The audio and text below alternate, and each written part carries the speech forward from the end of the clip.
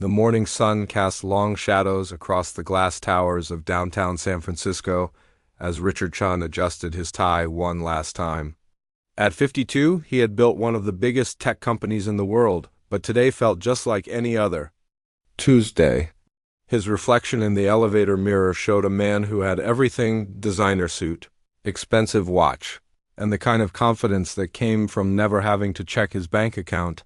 The elevator hummed quietly as it climbed to the 42nd floor. Richard's mind was already racing through the day's agenda. First, the quarterly board meeting where he'd present numbers that would make investors very happy. Then lunch with potential partners from Tokyo. After that, a quick review of the new product launch timeline. The day would end with the annual Children's Hospital Charity Gala, where he'd write another large check and shake hands with other wealthy donors. This was his life, predictable, successful, and completely under his control. Or so he thought. The boardroom was already buzzing with activity when Richard walked in. 12 executives sat around the mahogany table, their laptops open and coffee cups steaming. These were the people who helped him run a company worth over $10 billion.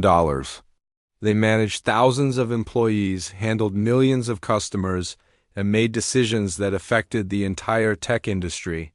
"Good morning, everyone," Richard said, settling into his chair at the head of the table. "Let's get started."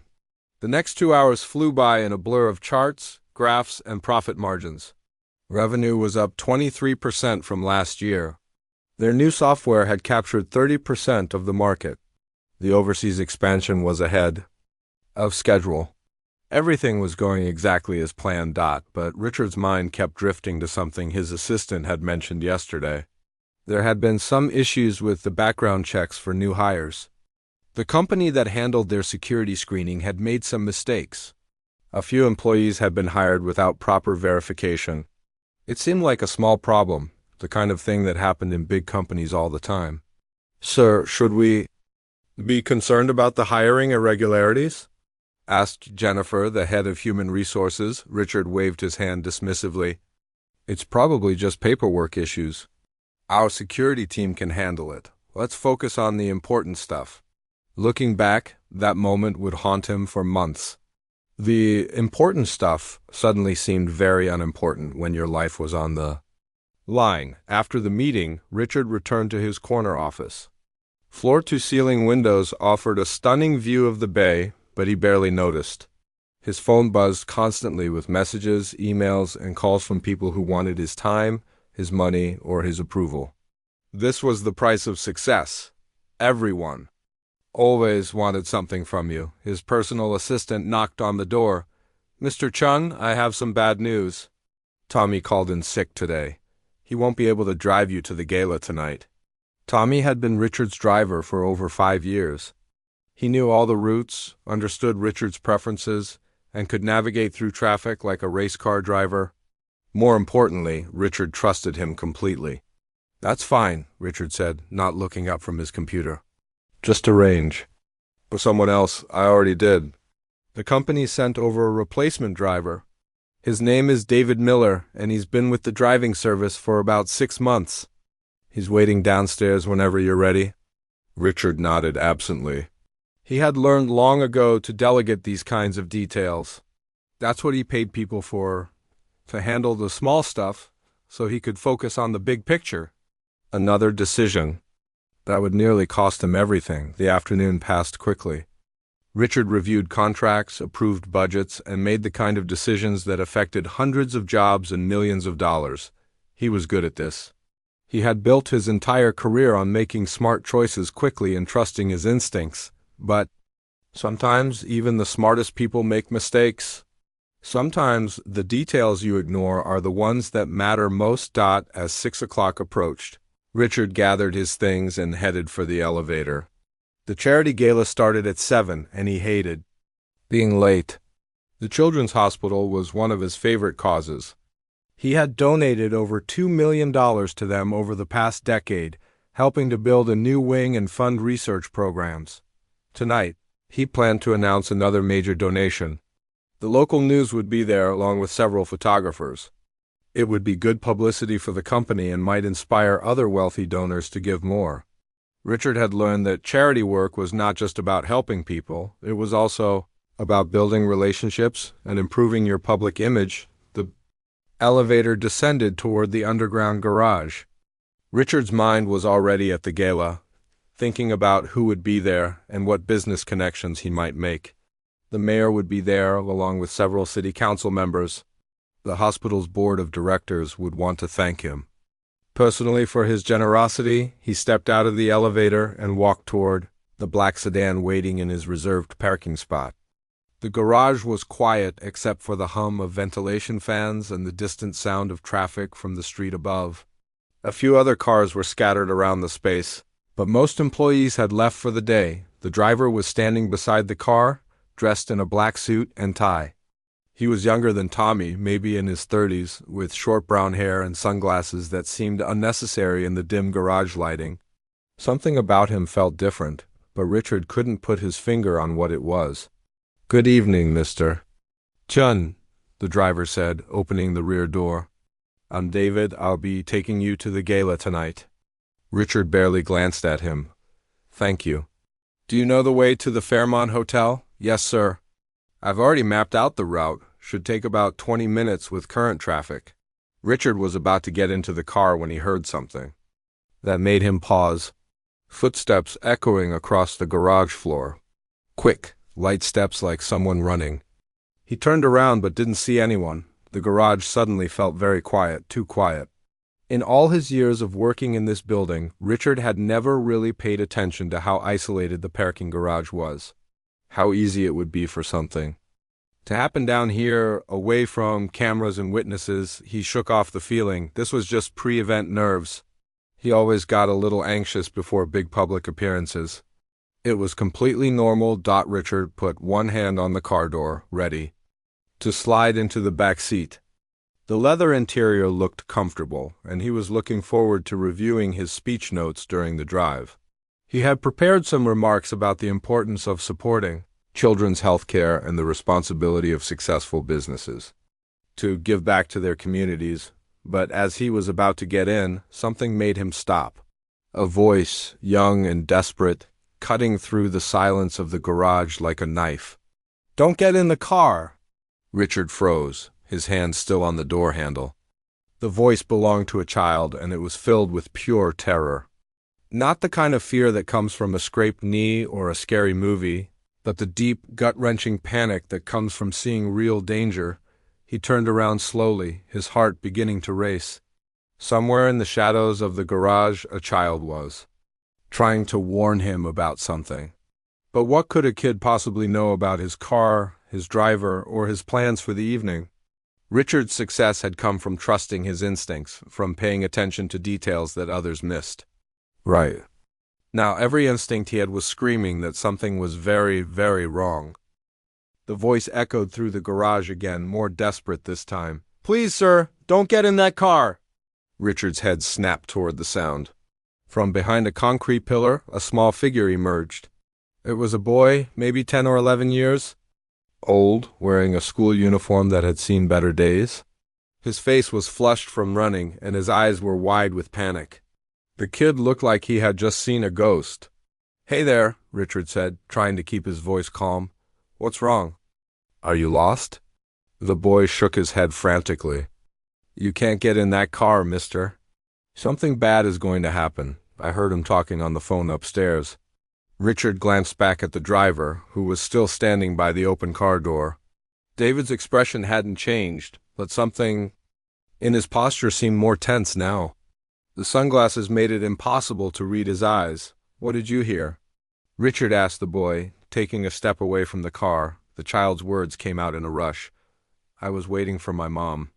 She works here. Cleaning the offices, I got bored and went to look around. That man was in the stairwell talking on his phone. He said something about the target and tonight's the night and making it look like an accident." Richard's blood ran cold. "The target? Tonight?" He looked at David again, and suddenly everything felt different. The way the driver had been standing. So still, the unnecessary sunglasses. The fact that Richard had never seen him before, despite using the same driving service for years. "Are you sure that's what you heard?" Richard asked, his voice barely above a whisper. The boy nodded vigorously. He was talking real quiet, but I have good hearing. My mom always says I listen to everything. He said something about the rain, making the roads slippery and how no one would suspect anything. As if on cue, Richard noticed the weather for the first time all day. Dark clouds had been building outside, and he could hear the faint sound of raindrops beginning to hit the garage entrance. The perfect conditions for a car accident. Son, what's your name? Richard asked. Luis, the boy replied. Luis Rodriguez. My mom is Maria Rodriguez. She works on the 34th floor. Richard knew Maria. She had been with the company for 3 years, always friendly, always reliable. Her supervisor had mentioned that she sometimes brought her son to work when school was out. But Richard had never really paid attention to these details before. Now, this woman's son might be saving his life. Mr. Chun, David called out, his voice carrying a slight edge of impatience. We should get going. Traffic is getting heavy with the rain. Richard felt a chill run down his spine. How did David know his name? Richard hadn't introduced himself, and the driver had only said Mr. Chun when he first greeted him. Professional drivers usually got that information from their dispatch, but something felt off about the whole situation. Luis, Richard said quietly, I need you to do something very important. Can you do that for me? The boy nodded eagerly. I need you to go find your mother right now. Tell her to call building security and have them come down to the garage immediately. Can you remember that? Yes, sir. Building security? Garage, right now? Good, and Lise, run. Don't walk. The boy took off like a shot, his footsteps echoing through the garage as he headed for the elevator. Richard watched him go, his mind racing. Was he overreacting? Was he about to embarrass himself based on the overheard conversation of a 10-year-old? But then he remembered something his mentor had told him years ago when he was just starting his business. Rich, the old man had said, successful people trust their gut. When something feels wrong, it usually is wrong. Right now, everything felt wrong. Is there a problem, Mr. Chun? David asked, taking a step closer. Richard noticed that the driver's hand had moved to his jacket pocket. Was there something in there? A weapon? Richard's mouth went dry. Actually, yes, Richard said, trying to keep his voice steady. I just remembered I have an important call to make before we leave. I need to go back upstairs for a few minutes. David's expression didn't change, but Richard could sense the tension radiating from him. Sir, if we don't leave soon, you'll be late for the gala. The roads are getting worse. That's okay. I'd rather be late than miss this call. Richard started walking toward the elevator, but David moved to block his path. Not obviously, but just enough to make Richard stop. Mr. Chun, I really think we should go now. The weather is only going to get worse, and you have important people waiting for you. The way David said important people made Richard's skin crawl. Who was waiting for him? And how did this driver know so much about his schedule? Step aside, Richard said, his voice carrying the authority of someone who had been giving orders for decades. For a moment, David didn't move. Richard could see the man's jaw clench and his hand tightened on whatever was in his pocket. The garage felt impossibly quiet except for the sound of rain getting heavier outside. Then, like a miracle, the elevator dinged and the doors opened. Lise burst out, followed by 2 security guards in uniform. Behind them came a woman Richard recognized as Maria Rodriguez, Luce's mother. Her face was pale with worry. Mr. Chun? One of the security guards called out. We got a report of a possible threat. Is everything okay? Richard had never been so happy to see anyone in his life. I'm not sure, he said honestly. But I think we need to check this man's credentials. David's composure finally cracked. Richard saw him glance toward the garage exit, calculating distances. The driver's hand was definitely on something in his pocket now. Sir, I don't know what this is about, David said, his voice different now. Less professional, more desperate. I'm just trying to do my job. Then you won't mind if we verify your employment with the driving service? The security guard said, reaching for his radio. What happened next felt like slow motion. David's hand came out of his pocket, and Richard saw a flash of metal. Not a gun, but something else. A knife? The security guards reacted instantly, one of them shouting, "Weapon!" While the other moved to protect Richard, Luis grabbed his mother's hand and pulled her behind a concrete pillar. Smart kid. Richard found himself thinking. That boy had probably just saved multiple lives tonight. David made a run for it, sprinting toward the garage exit. One of the security guards chased after him while the other stayed with Richard. The sound of footsteps and shouting echoed through the garage until it faded into the distance. Richard's legs felt weak. He leaned against a nearby car, trying to process what had just happened. A few minutes ago, he had been worried about being late to a charity gala. Now he was realizing that someone had actually planned to kill him tonight. "Are you okay, mister?" "Chun?" Maria asked, her arm protectively around Luis's shoulders. Richard looked at the boy who had saved his life. Luis was trying to look brave, but Richard could see he was shaken up. This kid had risked his own safety to warn a stranger about danger. "I'm okay thanks to your son," Richard said. "Luis, you are incredibly brave. You might have just saved my life." The boy smiled, but it was a nervous smile. "My mom always tells me to speak up when I see something wrong. She says good people have to look out for each other." Richard felt something shift inside him. When was the last time he had looked out for someone else? Really looked out for them, not just written a check or made a donation? This 10-year-old boy had shown more courage in 5 minutes than Richard had shown in years. The first security guard returned, breathing hard. "He got away," he reported. "But we got a good look at him, and the cameras caught everything." "The police are on their way." Richard nodded, but his mind was elsewhere. He was thinking about all the details he had ignored, all the warning signs he had missed, the background check problems, the sick driver, the replacement he had never met before. How long had someone been planning this? And more importantly, who wanted him dead? The police arrived within minutes, their red and blue lights cutting through the darkness of the garage. Detective Angela Morrison, a sharp-eyed woman in her 40s, took charge of the scene immediately. She had seen plenty of corporate crimes in her 20 years on the force, but attempted murder was always serious business. "Mr. Chun, I need you to tell me everything that happened here tonight," she said, pulling out a notepad. "Start from the beginning." Richard found himself sitting in his own office conference room an hour later, surrounded by police officers, his head of security, and the FBI agent who had been called in due to the interstate nature of the crime. The reality of what had almost happened was starting to sink in. Someone had actually tried to kill him. "The man calling himself David Miller doesn't exist," Detective Morrison announced, reading from her phone. "The ID he used to get the driving job was fake. Professional. Quality, but fake. We ran his fingerprints, and his real name is Vincent Torres." "He's got a record?" Richard's blood ran cold. "What kind of record?" "Assault, weapons charges, and suspected involvement in 2 other suspicious deaths. Both made to look like accidents. Both victims were wealthy businessmen who had made enemies." The FBI agent, a tall man named Special Agent Crawford, leaned forward. "Mr. Chun, we need to know who might want you dead. Business rivals, disgruntled employees, anyone with a grudge?" Richard's mind raced. In his position there were always people who resented his success, competitors who had lost deals to his company, employees who had been laid off during tough times, former partners who felt they hadn't gotten their fair share. There are probably dozens of people who don't like me, Richard admitted. But wanting me dead? That's different. His head of security, Robert Kim, had been making phone calls nonstop since the police arrived.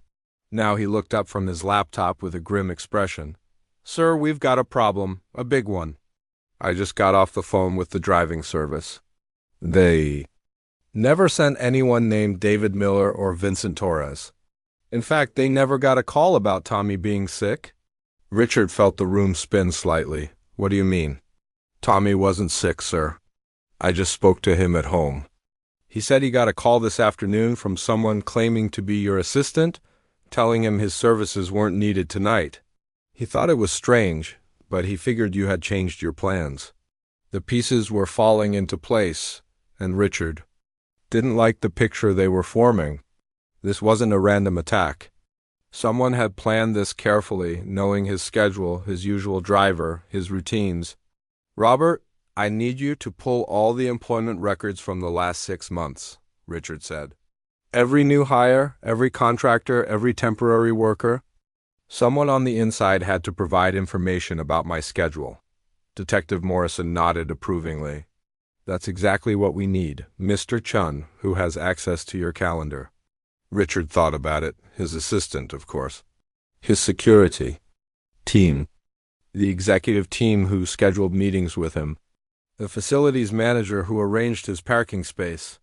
When he really thought about it, dozens of people knew his daily routine. "This is going to take a while," he said. Agent Crawford's phone buzzed.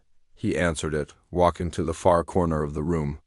Richard could hear him speaking in low, urgent tones. After a few minutes, he returned with a troubled expression. "Mr. Chun, we just got some interesting information. Vincent Torres received a payment of $50,000 2 weeks ago. Wire transfer from a shell company in the Cayman Islands. 50,000, Richard repeated. "That's a lot of money for most people, but not exactly a fortune." "It's not the amount that's interesting," Crawford said. "It's the timing. 2 weeks ago, your company announced the date for your annual audit, didn't it?" Richard's stomach dropped. The audit. Every year, an independent accounting firm came in to review the company's finances. It was standard procedure for any publicly traded company, but this year's audit was going to be more thorough than usual. The SEC had been cracking down on corporate financial reporting, and Richard wanted to make sure his company was squeaky clean. "Robert, get me the audit schedule." Who knew about the exact dates? While Robert made more calls, Richard's mind wandered to the people who might be worried about an audit.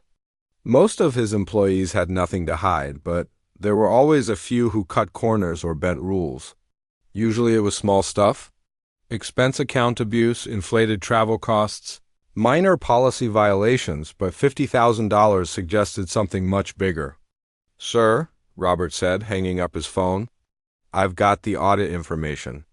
The dates were only shared with the executive team and the accounting department. That's maybe 20 people total. Detective Morrison looked up from her notes. "We're going to need to interview all of them tonight." Richard nodded, but something was bothering him. The executive team had been with him for years. Some of them had been there since the company's early days, when they were all working 16-hour days and eating pizza for dinner every night. These people were his friends, not just his employees. "There's something else," Agent Crawford said. "We traced the shell company that paid Torres. It's registered to a Victor Wellington." The name hit Richard like a physical blow. Victor Wellington was his former business partner, the man who had helped him start the company 15 years ago.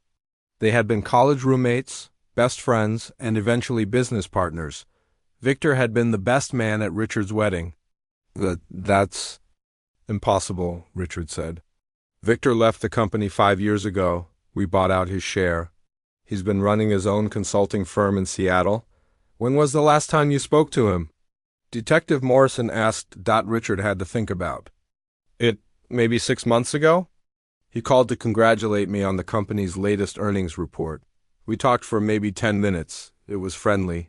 But even as he said it, Richard remembered something odd about that conversation. Victor had asked a lot of questions about the company's finances, about the new contracts they had signed, about the upcoming audit. At the time, Richard had assumed it was just friendly curiosity. Now he wondered if it had been something else entirely. "Mr. Chun," Agent Crawford said gently, "we're going to need to look at your company's financial records, all of them." If someone was worried enough about an audit to hire a professional killer, they were hiding something big. Over the next 2 hours, Richard watched his entire world get turned upside down. His accounting team arrived at the office, called in from their homes. His IT department unlocked servers and databases. His legal team started making calls to prepare for what was looking like a major federal investigation, and slowly, a picture emerged that made Richard feel sick to his stomach. Victor Wellington had been stealing from the company for years. Not just since he left, but while he was still a partner. Fake consulting contracts, inflated vendor payments, money transferred to shell companies he controlled. The total amount was staggering, over $3 million.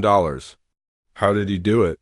Richard asked, staring at the financial documents spread across his conference table. He was smart about it, explained Janet, his head of accounting. Small amounts over a long period. He used his access to approve payments that looked legitimate. A consulting fee here, a software license there, nothing big enough to raise red flags. But the audit would have caught it? Absolutely. The new auditing firm is much more thorough than the old one. They would have traced every payment, verified every contract. Victor would have been exposed within days.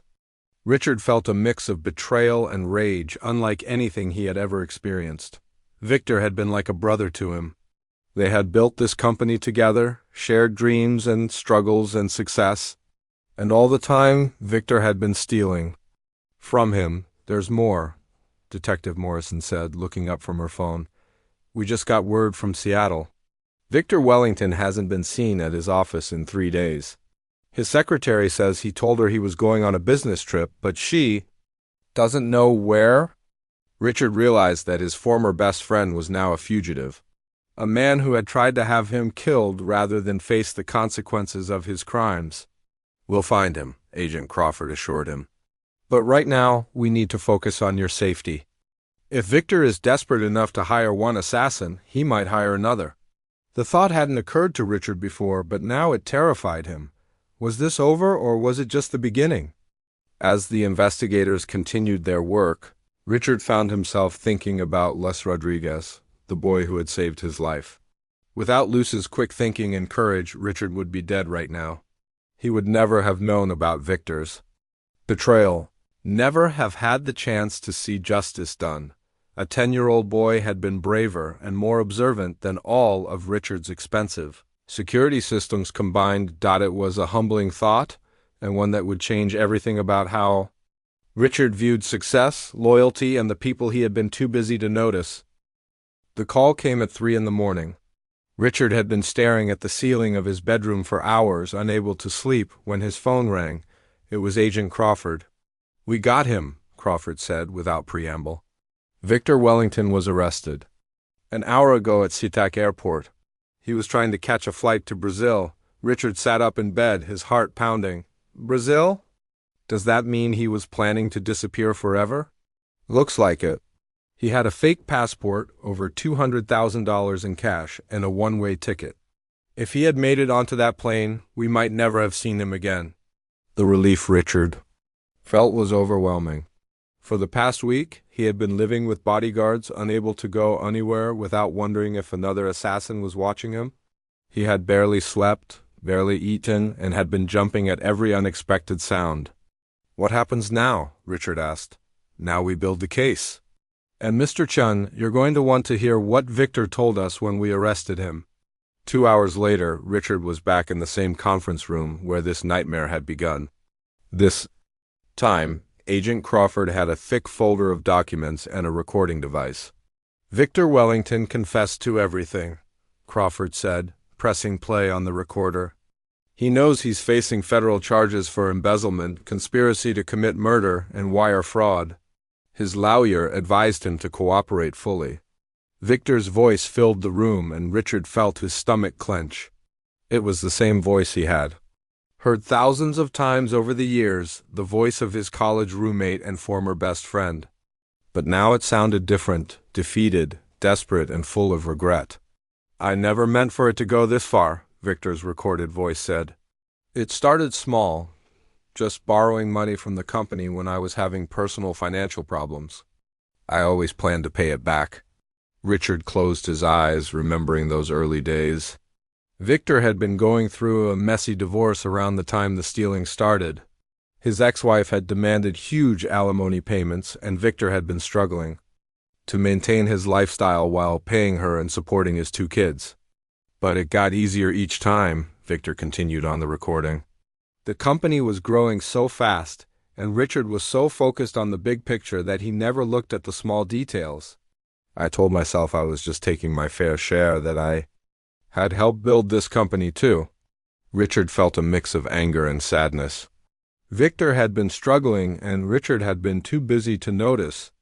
Maybe if he had been a better friend, if he had paid more attention to the people around him, none of this would have happened. The stealing went on for years, Agent Crawford explained, pausing the recording. Victor got more sophisticated over time. He created fake consulting companies, inflated vendor contracts, and even diverted money from the charity donations the company made. The charity donations. Richard was horrified. We were trying to help people, and he was stealing from. That too? About $400,000 over 3 years. Money that was supposed to go to hospitals, schools, and community programs. Richard felt sick. Those donations had been important to him, a way to give back to the community that had supported his business. Knowing that Victor had been stealing from charity felt like a betrayal of everything they had once stood for. Crawford pressed play again, and Victor's voice continued. When Richard announced the new audit, I knew I was finished. The auditors would find everything. I would lose my house, my business, my relationship with my kids. I would probably go to prison. So you decided to have your best friend killed instead? Came Detective Morrison's voice on the recording. There was a long pause before Victor answered. I wasn't thinking clearly. I was desperate. I found Vincent Torres through some people I knew from my consulting business. He said he could make it look like an accident, that no one would ever suspect murder. Richard had to pause the recording. The casual way Victor talked about planning his murder was almost too much to bear. This was a man who had been the best man at his wedding, who had held his newborn daughter, who had celebrated every success and supported him through every failure. There's more, Agent Crawford said gently. Victor had been planning this for 2 months. He studied your schedule, your routines, your security procedures. He knew about Tommy being your regular driver, and he had been looking for the right opportunity to replace him. How did he know so much about my daily schedule? He had help. Someone inside your company was feeding him information. Richard's blood ran cold. Who?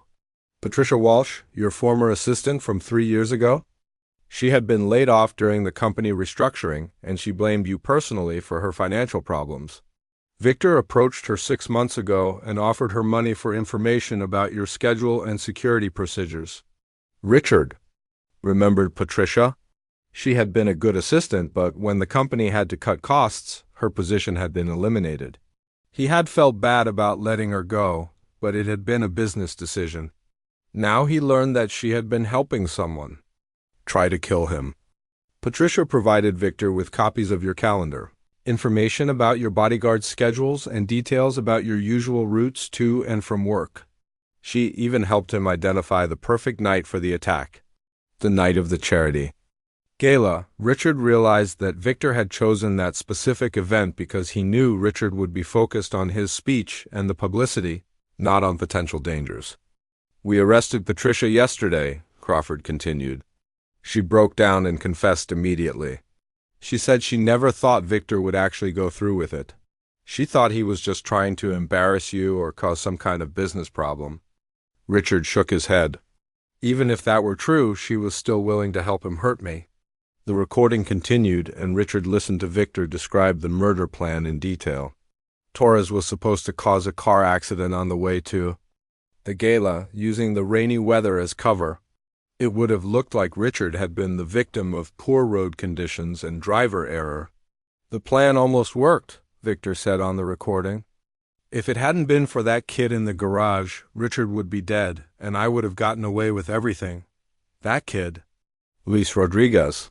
Richard thought about the boy who had saved his life, and he felt a wave of gratitude that almost overwhelmed him. A 10-year-old boy had been more observant and braver than all of Richard's expensive security systems. Victor, did you ever think about what you were doing to your friendship with Richard? Detective Morrison asked on the recording. Every day, Victor replied, his voice barely audible. Richard was the best friend I ever had. He gave me opportunities, trusted me with his business, treated me like family. I betrayed all of that because I was too proud to ask for help when I needed it. Richard had to turn off the recording. He couldn't listen to any more.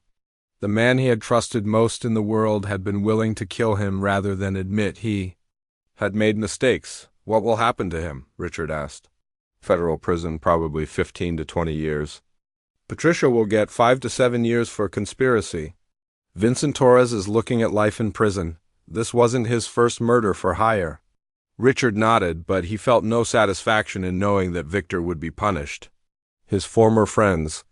Life was ruined. His children would grow up with a father in prison, and Richard would never be able to trust anyone the same way again. Over the next few days, the story broke in the media. Tech billionaire survives assassination plot was the headline in every major newspaper.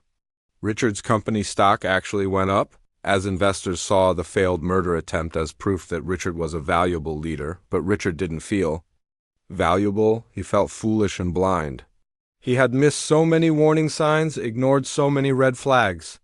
His success had made him arrogant, and his arrogance had nearly gotten him killed. The worst part was realizing how many people he had failed to really see. Patricia, who had been struggling after losing her job. Victor, who had been drowning in financial problems. Even Lise, who had been ignored by most adults until he literally saved someone's life. Richard had been so focused on building his empire that he had forgotten to pay attention to the people who made it possible. Now he was determined to change that, starting with the boy who had shown him what real courage looked like. The reckoning wasn't just about Victor going to prison.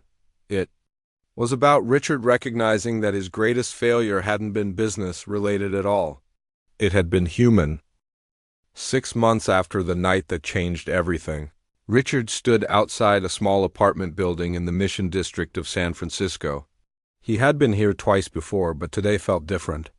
Today, he wasn't just visiting to say thank you. Today, he was here to announce changes that would affect thousands of people. The building was old but well-maintained, with colorful murals painted on the walls and small gardens growing in window boxes. It was the kind of neighborhood where people knew their neighbors and looked out for each other. The kind of place Richard had never really noticed before, despite driving past areas like this every day for years. He climbed the stairs to the 3rd floor and knocked on apartment 3B. Maria Rodriguez opened the door, her face lighting up with a warm smile. Behind her, Richard could see Louise doing homework at the kitchen table. "Mr. Chun, what a wonderful surprise. Please, come in." The apartment was small but immaculate. Family photos covered the walls, and the smell of homemade soup filled the air. It felt more like home than Richard's own mansion ever had. "Louise," Maria called. "Mr. Chun is here to see you."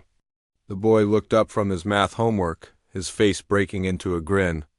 Over the past 6 months, Richard had visited several times, getting to know the family that had saved his life. He had learned that Maria worked 2 jobs to support her son, that Luis was an honor student who dreamed of becoming an engineer, and that they had been saving every penny for his education. "Hi, Mr. Chun. Did you come to see my science project? I got first place in the school science fair." Richard smiled. "That's fantastic, Lise. I'm so proud of you. But actually, I came here today to tell you and your mother about some important decisions I've made." Maria gestured for him to sit at their small dining table. She poured him coffee in a mug that said, "World's Best Mom," clearly a gift from Lise. "Maria, Lise, I want you to know that your courage that night didn't just save my life. It changed my life. It made me realize that I had been looking at success all wrong." Richard pulled out an envelope from his jacket. "Louis, this is a college fund account in your name. It contains enough money to pay for your entire education, including graduate school if you choose to pursue it." Maria's eyes filled with tears. "Mr. Chun, we can't accept this. It's too much." "Please," Richard said. "This isn't charity. This is a debt I owe. Your son saved my life, and he did it because you raised him to be brave and to care about other people. That kind of parenting is worth more than any amount of money." Louise looked at the bank documents with wide eyes. "Mom, does this mean I can really go to college?" "Yes, Mio," Maria whispered, pulling him into a hug. "You can go anywhere you want." But Richard wasn't finished. "There's something else. Lise, you showed me that children often see things that adults miss. You trusted your instincts and acted on them, even when it was scary. That's a lesson I want to share with other people." He pulled out another folder. I'm starting a foundation called the Luis Rodriguez Foundation for Child Safety and Intuition. It will teach children to trust their gut feelings and speak up when they sense danger. It will also train adults to listen to children more carefully. Richard had spent months developing this program with child psychologists and safety experts. They would visit schools, teach kids about personal safety, and help them understand that their feelings and observations mattered. Too many children kept quiet about dangerous situations because they thought adults wouldn't listen. You're naming it after me? Luis asked, his voice full of wonder. Your courage deserves to be remembered, and hopefully your story will inspire other children to be brave when they need to be. Maria wiped tears from her eyes. Mr. Chun, you don't understand what this means to our family. But are you sure about all this? Richard thought about the question. Was he sure? 6 months ago, he would have written a check and moved on with his life. He would have felt good about helping the family, but he wouldn't have fundamentally changed anything about himself or his company. Now everything was different. Maria, can I tell you what I've learned over the past 6 months? She nodded, and Richard found himself sharing thoughts he had never spoken aloud to anyone. I built $1 billion company, but I almost lost my life because I stopped paying attention to people. I hired employees but didn't really know them. I worked with partners but didn't see their struggles. I walked past security guards and cleaning staff every day without really seeing them as human beings. Richard paused, looking around the small apartment that felt more welcoming than his own house. Victor, my former partner, was stealing from the company for years. But you know what? If I had been paying attention, if I had noticed that he was struggling with his divorce and his financial problems, maybe I could have helped him. Maybe he wouldn't have felt like stealing was his only option. You can't blame yourself for his choices, Maria said gently. I don't blame myself for his choices, but I do blame myself for not being the kind of friend who would have noticed he needed help. I was so busy being successful that I forgot to be human. Luce looked up from the college fund documents. Mr. Chun, what's different now? Richard smiled. The boy always asked the best questions. Everything is different now, Luce. Let me show you. Richard pulled out his phone and showed them photos from his company's new employee orientation program. Every new employee now goes through a comprehensive background check and psychological evaluation. But more importantly, they meet with me personally. I want to know who they are, what they care about, and what they're hoping to achieve. He scrolled to more photos. We've also created employee support programs. If someone is having financial problems, relationship issues, or mental health struggles, they can get help confidentially. We don't want anyone to feel so desperate that they make terrible choices. Maria looked impressed. That sounds like you really care about your workers now. I do, but it's not just about preventing crime. It's about creating a workplace where people feel valued and supported. Productivity has actually increased since we implemented these changes, but that's not why we did it. Richard showed them one more photo. This is our new company motto, displayed in every office and break room. Success means lifting others up, not just climbing higher yourself. Luis grinned. I like that better than most company slogans. Me too. And Luis, there's one more thing. I want to offer your mother a new job. Maria looked surprised. Mr. Chun, I already have a job with your company. I'm happy cleaning the offices. I know, and you do excellent work. But I'd like you to consider becoming our new director of employee wellness. You would help implement the support programs I mentioned, and you would be my advisor on how to make the company a place where people feel valued and heard. Maria stared at him in shock. Director, but I don't have a college degree. I don't have business experience. You have something more valuable than a degree, Maria. You raised a son who was brave enough to save a stranger's life. You have wisdom about people and families that can't be taught in a classroom. And you understand what it's like to work hard and struggle to make ends meet. Richard leaned forward. I need someone who can help me see things I might miss. Someone who isn't afraid to tell me when I'm being blind to the needs of the people around me. I think you're exactly the right person for that job. Louis jumped up from his chair. Mom, you should say yes. You would be so good at helping people. Maria looked overwhelmed. I need to think about this. It's such a big change. Of course. Take all the time you need. But Maria, I want you to know that this isn't about me feeling guilty or trying to pay off a debt. This is about me recognizing that you and Luis have qualities that my company needs. Compassion, courage, and the ability to really see people. As Richard prepared to leave, Luis walked him to the door. Mr. Chun, can I ask you something? Anything, Luis. Are you happier now? I mean, with all these changes? Richard thought about the question. His company was more profitable than ever, but that wasn't what Louise was asking about. His personal life was completely different too. He had downsized from his mansion to a smaller house where he actually spent time in every room. He had started volunteering at the children's hospital where he used to just write checks. He knew the names of his security guards, his assistants, and the people who cleaned his office. Yes, Lise, I'm much happier. Success doesn't mean anything if you don't have people to share it with. Real people who care about you as a person, not just as a wealthy man. Louis smiled. I'm glad. You seem different than when I first met you. More, I don't know the word, human? Richard suggested, yeah, more human. As Richard walked back to his car, he thought about how much his life had changed. 6 months ago, he had measured success by stock prices, profit margins, and business deals. Now he measured it by the number of employees who felt supported at work, the number of children who learned to trust their instincts, and the number of people who felt seen and valued. The boy who had saved his life had taught him that true wealth wasn't about accumulating money or power. It was about using whatever resources you had to lift up the people around you. It was about paying attention to the human beings who made your success possible.